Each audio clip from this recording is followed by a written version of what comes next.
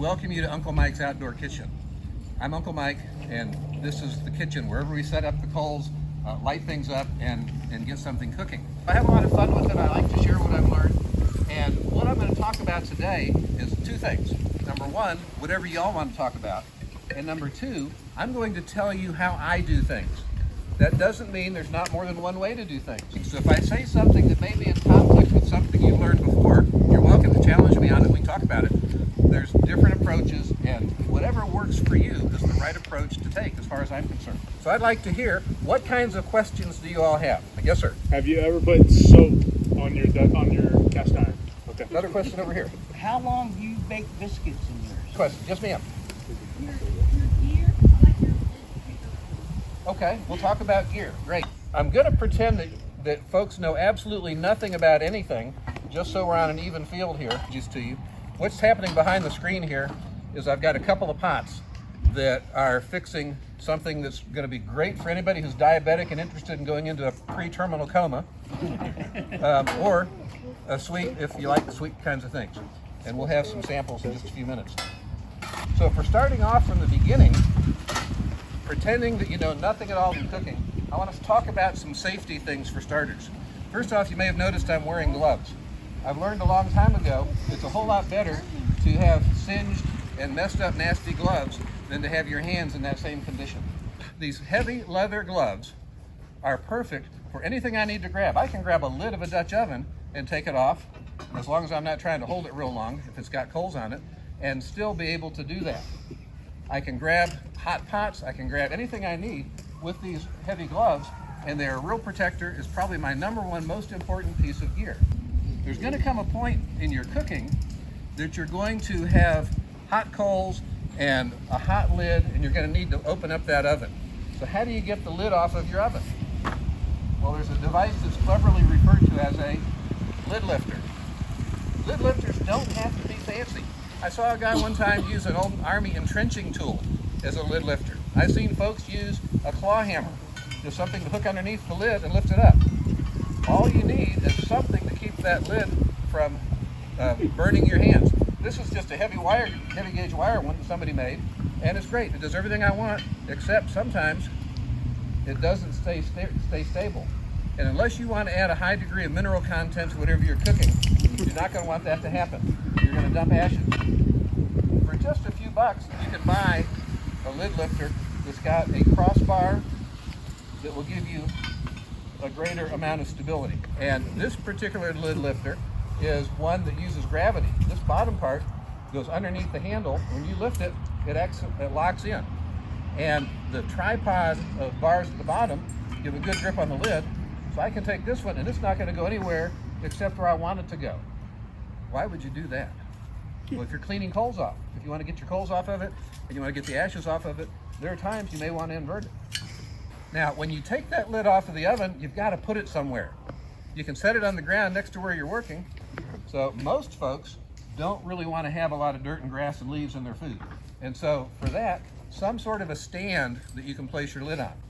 I've got a bunch of different options here. It's aluminum foil rolled up into balls, just 3 of them. You can do the same thing with 3 little stones, something where it's not sitting directly on the surface. You can take a tuna can, cut out both ends. There is a simple one that Lodge makes that folds up. What I like about this guy, it's also not super expensive, and it'll fit my oven as I want to store it. You could also take that same kind of lid stand and use it as a lid lifter. But when I do that, where am I going to put my lid? So if you do that, buy 2. So a lid stand is a handy thing to have because you can set your oven on that lid stand and either raise it up, or you can put the lid on it and to keep it off of the things you don't want to burn. You can also take your lid stand and invert it. Set it on the coals, set your lid on top of it, and you've got a griddle.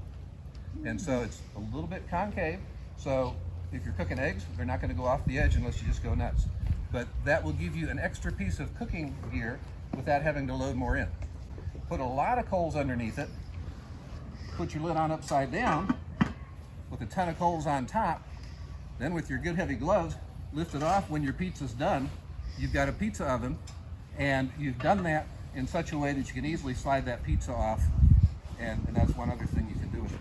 With the Dutch oven, you can bake, you can fry, you can baste, you can broil, you can braise. There's not any kind of cooking technique you can't do with the Dutch oven with just a little bit of practice and some guidance. As I move across the table, if you catch a whiff of something when I open the lids of the ovens, I've got a couple of dump cakes cooking. A cobbler is stewed sweet fruit that's been stewed and cooked in a pot with a sweet dough dropped or plotted on top of it in chunks like cobblestones. That's a cobbler. You put a crust under something and contain that same fruit, you have made a pie. If you have a crust underneath and a nice pie shell across the top of it, you have still made a pie. If you take the same fruit, but before you do anything else, you put a batter into the pot and pour the fruit on top of it where the batter cooks up, you've made a buckle. I don't care what the names are, they all taste great. So you can call it a cobbler or whatever you want. But what I've made is a couple of dump cakes.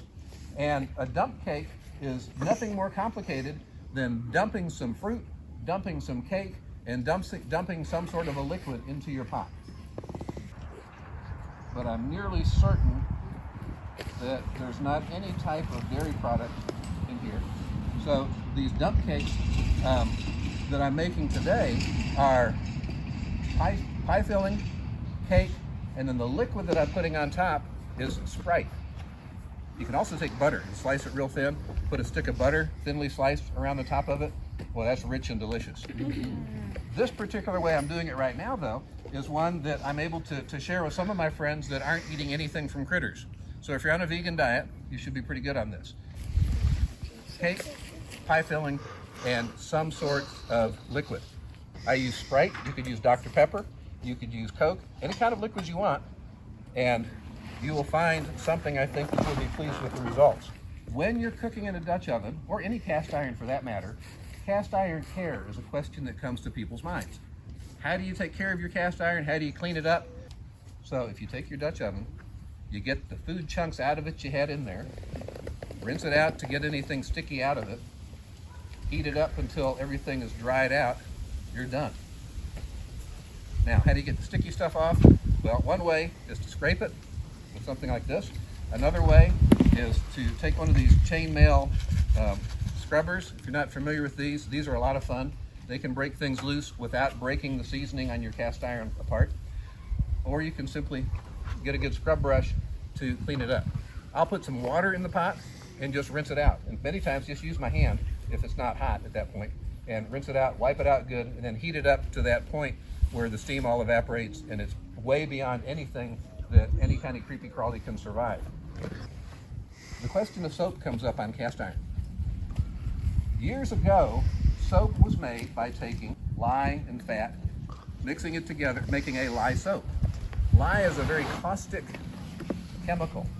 Just as you think of acids as being caustic, on the other end of the pH scale are your very concentrated bases, of which lye would fall into. And lye will eat away everything that is organic. So if you got a piece of cast iron from a garage sale or an old family heirloom that you just wanted to really clean up, you could put it into a container of water with some lye, leave it in there for a while, take it out, and everything is going to be eaten away from that pot down to the metal, down to bare metal. Well, if your soap is going to do that, I'm not real sure you'd think that would be the best kind of soap to put on your cast iron. The reality of it is, though, most soap that's used for dishwashing today is so mild that it's not going to hurt a thing. When you get a piece of cast iron, many of them are already pre-seasoned at the factory, but some of the older pieces aren't, or if you end up stripping yours and wanting to re-season it, all the seasoning is on cast iron is an oil that has been wiped across the surface of the cast iron that has been heated up to a level that it begins to smoke. And once the smoke stops, you have burned off everything from that oil except the carbon that was in that oil, and you now have, instead of oil on the cast iron, you have a carbon polymer that is adhered to your Dutch oven or to your skillet or whatever it is. Regular soap is great for breaking up grease, but it's not going to break that up because it's not grease. It's really a carbon polymer now that's stuck to your cast iron. And it's okay to use soap as long as you rinse it out really well. Unless your grandmother told you not to, then you do what she told you. When I loaded up to come down to this event, I was under the knowledge that we were under a burn ban that restricted any kind of fires. And so I packed with me my handy dandy propane stove and this Dutch oven dome. This heavy metal plate goes on top of the burner of my big stove. The Dutch oven goes on the plate. The plate causes the flames from underneath to disperse around the side, but this handy dandy Kevlar type dome fits over the top and it holds the heat in. So the heat goes up the side and onto the top, and you can do Dutch oven cooking on a stove just as it shows in the pictures on this box. When I was on the road, I got word that the ban for here at the park was such that you could still use containerized charcoal for burning. You can't have big open flames, you can't have fires on the ground, things that'll start forest fires. But if your fire is contained, you're okay. So what I'm doing, and I've got a windscreen on my table so it's hard to see, but I've got most of the coals in one of these hog feed pans. I've got the second one that I will invert on top of it when I'm finished. There are no sparks that are going to go anywhere. Who here knows about charcoal chimneys? Raise your hand if you've used it before. First time I saw one of these, I had no idea what it was. It was explained to me that you stick a couple of pieces of newspaper underneath it, put your charcoal in, light the newspaper, the heat's going to come up and light all your charcoal all the way through, and I thought that's pretty cool. That was back in 1981. That was the last time I bought lighter fluid. You can light coals very well with that. So today's fire was brought to you by paper and charcoal chimney. And one of the nice things about setting a fire with paper, if you're using charcoal and you forgot your newspaper, because nobody has newspaper anymore, we read our stuff online. Lodge has been kind enough to provide something with which we can burn. They're bags. So you can tear off part of the bag, put that underneath, light the fire, and that's how we got started. I like using Kingsford original charcoal.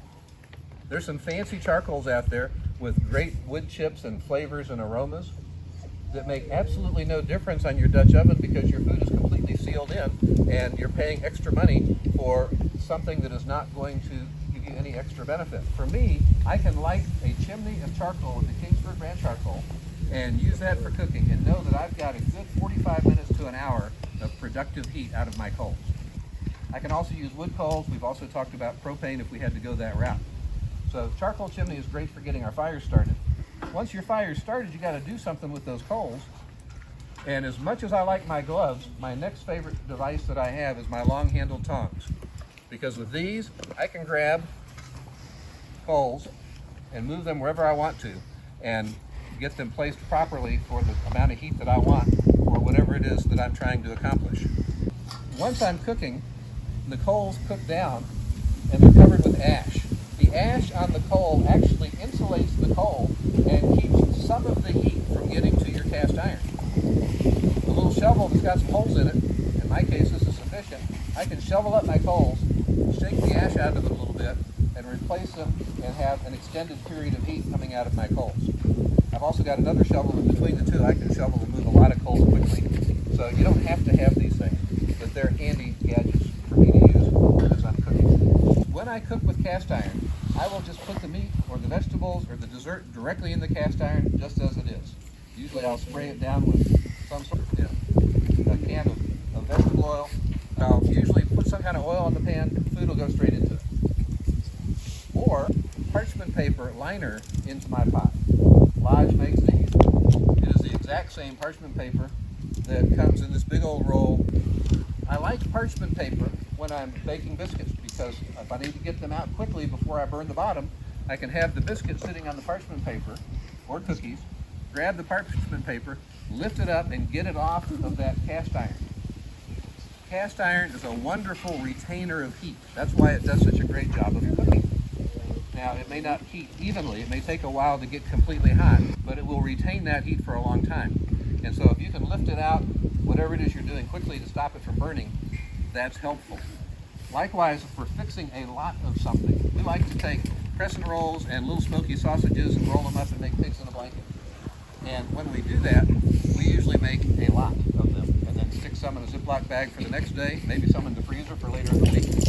And when we do that, it's nice to be able to take out an entire sheet full at a time, put the next one in, and just have a production line so I can do multiple batches on that same amount of coals. So that's one of the things that I'll try to do there. And when you clean something with parchment paper, the way you clean out the pot afterwards is you wipe it down with a paper towel and you're done. So that's fun. Sometimes I'll use aluminum foil. And I don't use aluminum foil all that often, but on occasion I'll put foil in the pot. Sometimes I'll put another type of pan in the Dutch oven. So I made a similar pan out of aluminum foil because I wanted something to just show another way of doing it while we're out here today. And so when we get to sampling it a little bit, Daniel will have one pot in front of him that looks like it's got aluminum foil in it, and the other pot that just has good smelling food in it. And that's what that's from. But when you take the aluminum foil liner out, your cleanup is, again, wipe it down and you're done. Sometimes you can take a cake pan. We use cast iron fluted pans. Okay, it's a bunt pan. The bunt has a trademark to it. And we'll fix things like that. Sometimes we'll do loaves of beer bread in there. So I mean, there's all kinds of things you can put into your Dutch oven and use it just as an oven would be used. It's a vessel that's hot that you put something in. So there's a lot of variety you can do. What I've got over here are a couple of cooking setups. And what these cooking setups do for me, one, it allows me to cook anywhere, even if there's not a place for a fire. I'm out here in the middle of an open field. And I can cook here because all of the coals are contained on this metal cooking table. Now this particular one is made by Lodge, but it's a very nice table. It has folding legs, closes up. It has this really tall windscreen that will block the wind. I actually took it off earlier and didn't put it back on properly. It has a little adjustments on the bottom that adjust the legs so I can balance it, and it's great. It's at a height that is just right for cooking because I can lift things and there's no bending and stooping. I've done a lot of cooking around a campfire, and there's a lot of either squatting or bending, and that's great to do as long as you have a back that bends and legs that squat.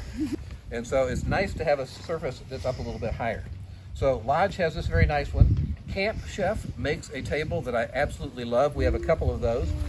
It doesn't have the folding legs, they're detachable legs, but it will hold, on a Camp Chef table, I can take two 16-inch Dutch ovens side by side, and then two more on top of them. Now, Camp Chef makes them. Lodge no longer makes the 16-inch, but a 16-inch Dutch oven weighs 32 pounds empty. And so you're talking about a lot of weight, and those tables don't even think about it. They're more like, well, was that all you got? And so they're solid and they're sturdy. Do they have windscreens? They do have windscreens. The windscreens on the Camp Chef tables are a little shorter. Now, my favorite cooking setup of all is the one that's down here on the end. And this is my favorite because of its simplicity. This is a painter's work stand that is a nice height for an extra bench if you're sitting around your campfire. It folds flat and it weighs next to nothing. This guy is really heavy. And this table, to me, is a good height to cook on and does what I want it to do. Except you can see through it, which means all of your coals and ashes will fall right through it unless you put something on it to contain those coals, which is where I have a $6 Tractor Supply hog feed pan. You can get oil changing pans at an automotive store. They're the same thing. I like this setup a lot, and I'll have it with me just about everywhere I go. Now, this doesn't have a windscreen. One of the things that I've learned is I can take license plates that were given to me by a used car dealer that had to take them off. This did come from a Walmart parking lot.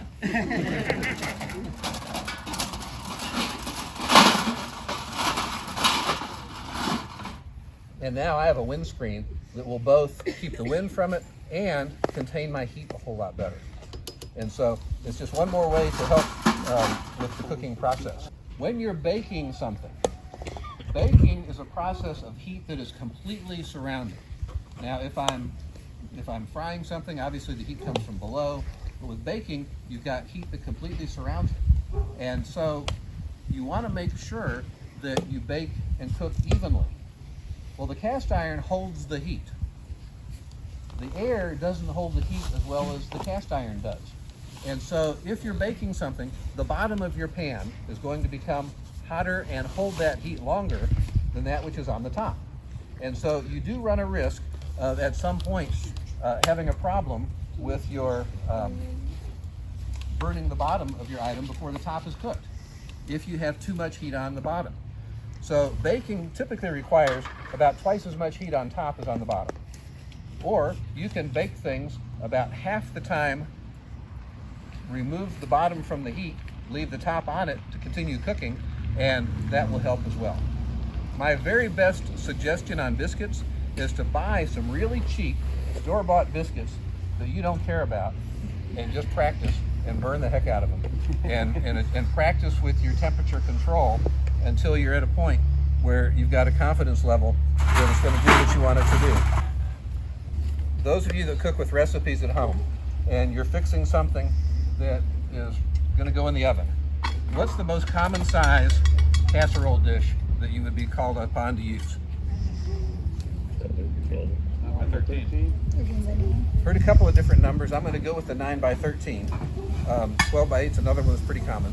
A 9 by 13 pan, the cooking area of a 12-inch Dutch oven, is very close, slightly less than, but very close to the same cooking area as a 9 by 13 pan. What that means is you can cook any 9 by 13 called for recipe in a 12-inch Dutch oven and have the results that you want that are appropriate to the recipe. The 12-inch Dutch oven is probably the most commonly used one.